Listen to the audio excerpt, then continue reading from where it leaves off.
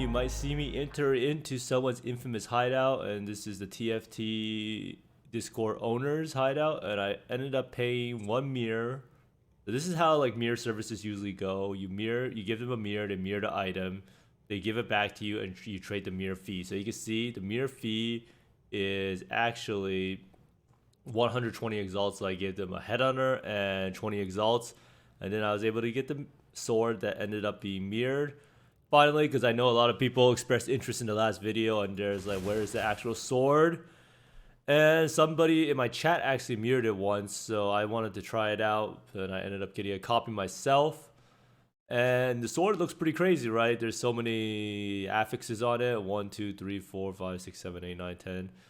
So basically, the sword can be used for two types of players, which is, I think like strike skills, melee, or any sort of melee skill, and then it also is good for minion builds.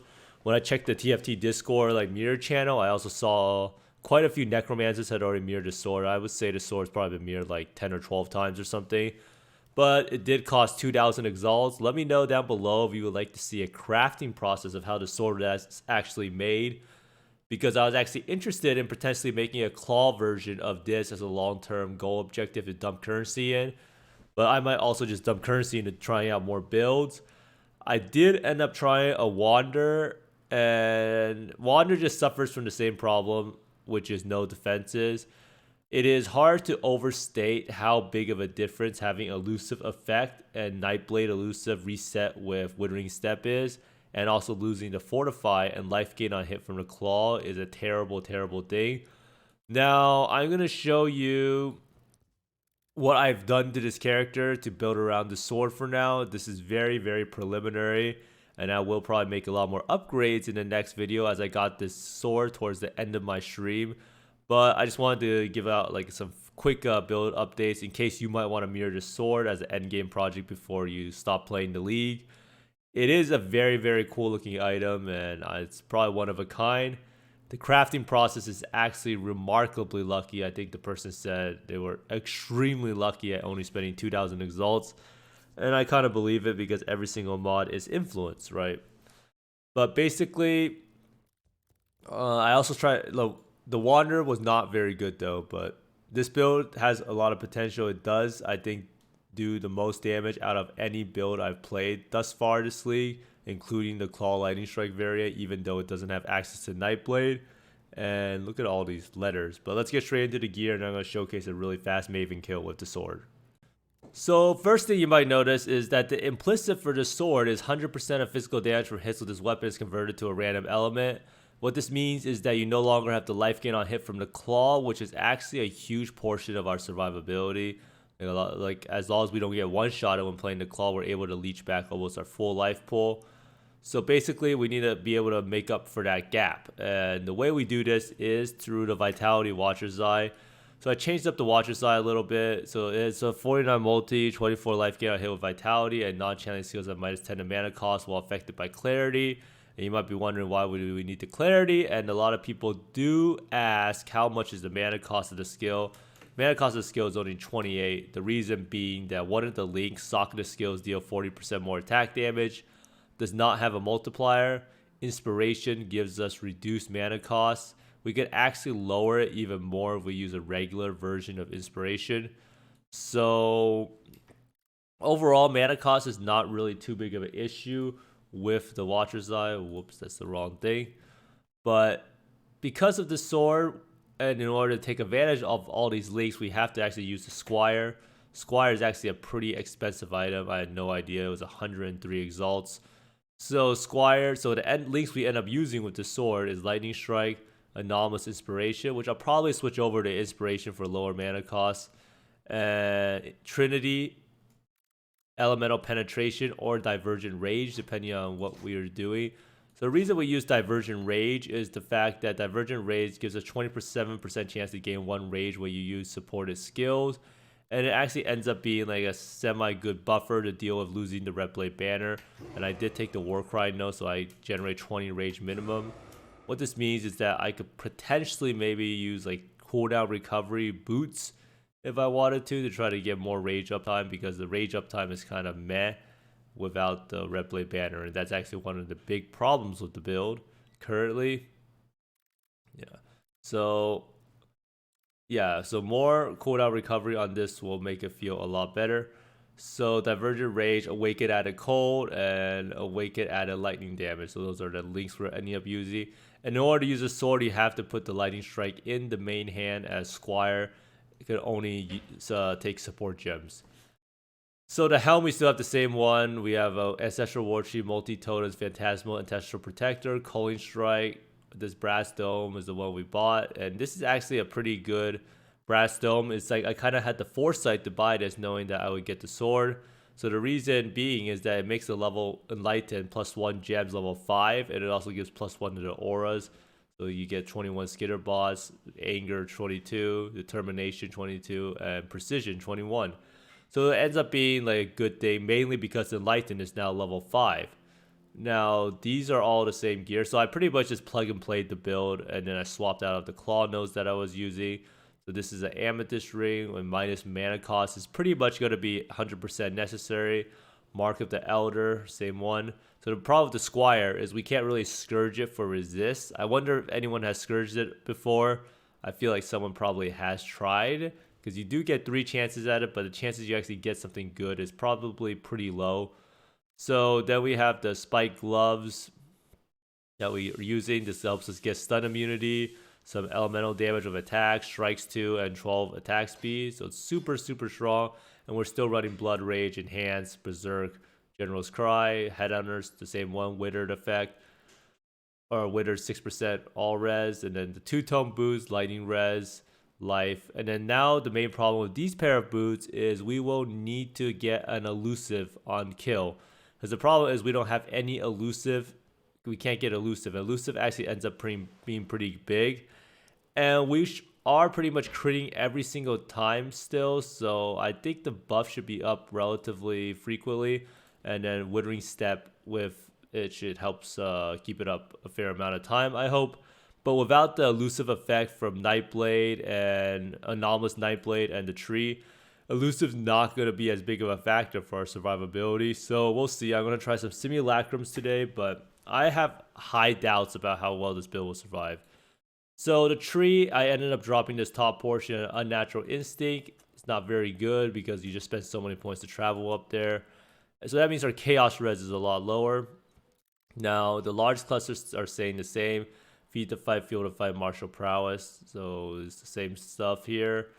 The Lead by Example, Warning Call, Pressure Points. We're still running 3 of these.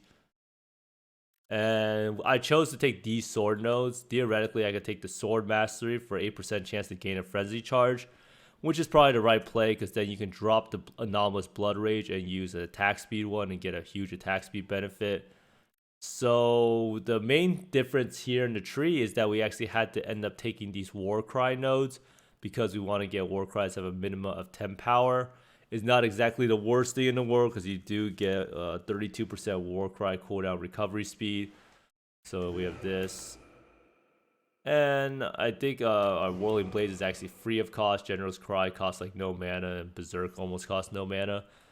So we're still using this Glorious Vanity that has double damage, multi, fire res, mana, attack speed, which is pretty strong. And I went to path up here again to get Charisma instead of doing the Champion of the Cause. I'm still using the small cluster because the Chaos Res and Imp problem is still there, and it does help us run all our auras.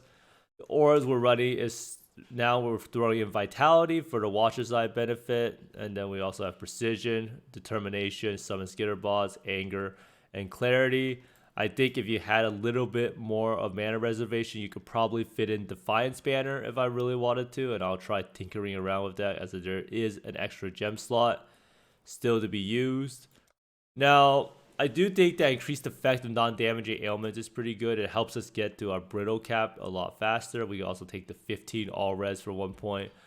But I'm still tinkering around with this. It could be possible that you wanted to drop this and then just take Thread of Hope and take this, and this, and so on, and maybe even 2 Pierce.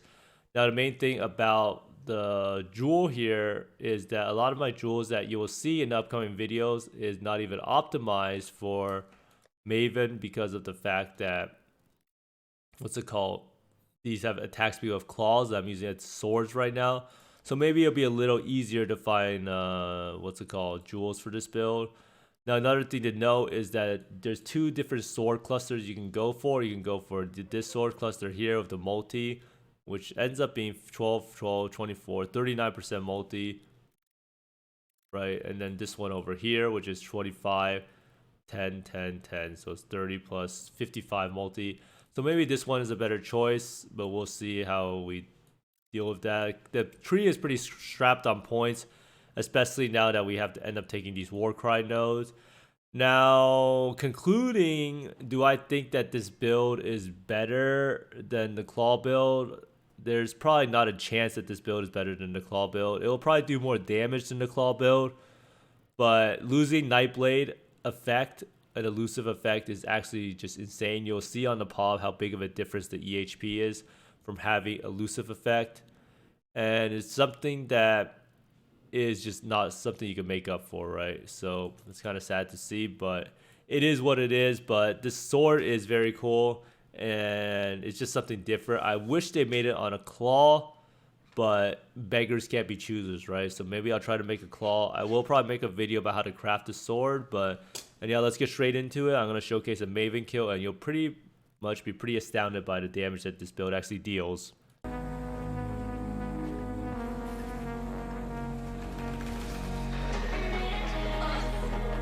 That's actually so insane damage. It's actually higher than a lot of any character I've probably played in a while. I don't know. I mean, according to Pop, the claw should be more damage, but I haven't. You have to ask Dick because he has 100 mil, 150 mil profile. I mean, it might just be I haven't done lightning strike in a while, or it might be the Pop numbers on claw is a little. Ultimate warrior because it's elusive effect. I think it's a mixture of both, honestly.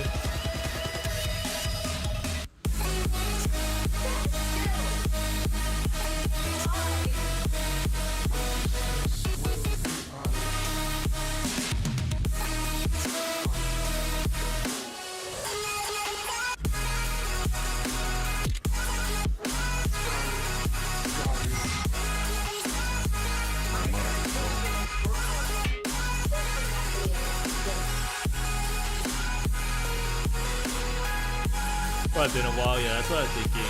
That I haven't played Lightning Strike in so long.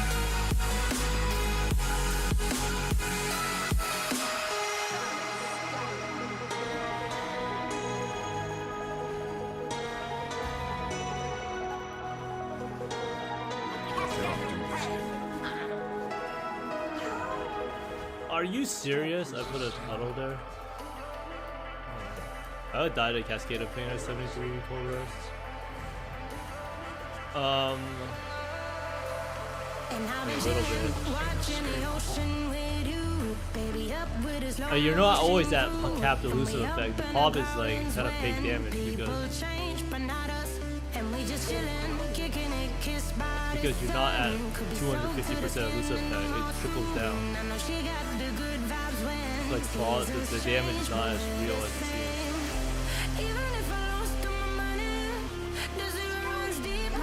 Now I can tell everyone this because I'm not playing the building.